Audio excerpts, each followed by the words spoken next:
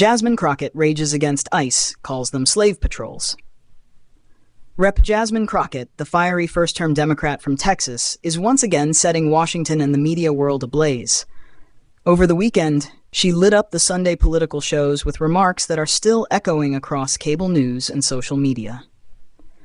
Appearing on MSNBC's Velshi, Crockett didn't mince words, saying that immigration and customs enforcement reminded her of one of the darkest forces in American history.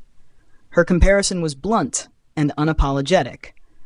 As somebody who understands history, when I see ICE, I see slave patrols.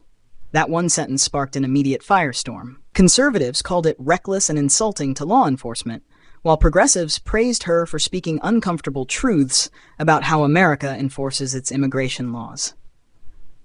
The soundbite went viral almost instantly, shared in short clips, captions, and reaction videos that spread like wildfire through political corners of the internet. Crockett framed her comments not as a cheap shot, but as a history-grounded critique. She insisted that aggressive immigration sweeps echo patterns of racialized policing from the past, arguing that scapegoating immigrants does little to make communities safer.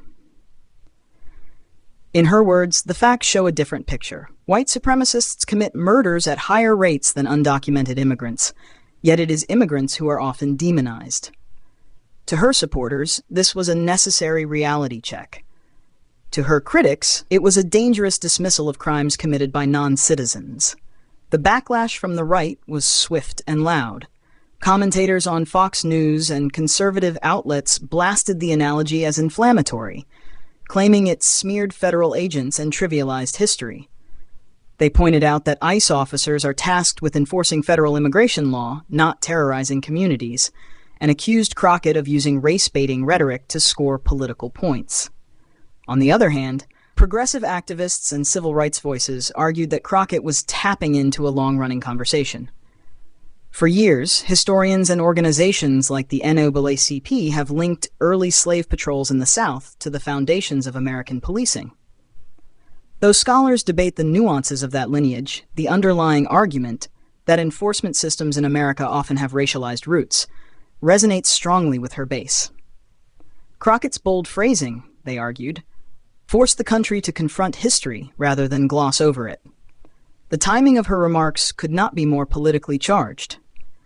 Immigration remains one of the most contentious issues in Washington, with both parties gearing up for legislative battles over border funding and enforcement.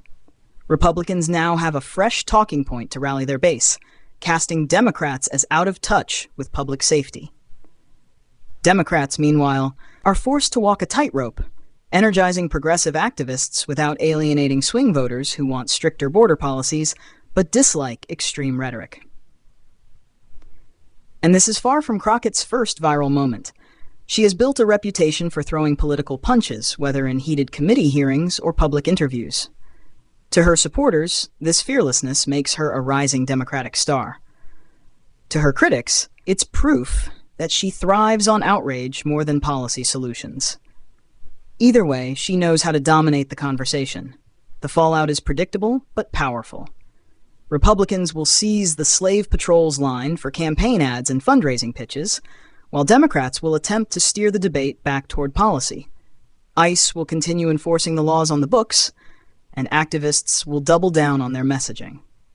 In today's Washington, moments like this are less about resolution and more about sparking narratives that trend and endure. Love her or hate her, Jasmine Crockett has once again made herself the center of a national debate. The question is whether this bold comparison will strengthen her political profile or hand her opponents a weapon they'll use all the way into election season.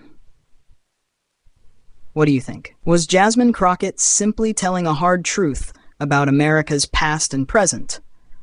Or did she cross a line with this comparison? Let us know in the comments below. Don't forget to hit subscribe and stay tuned because this debate is far from over.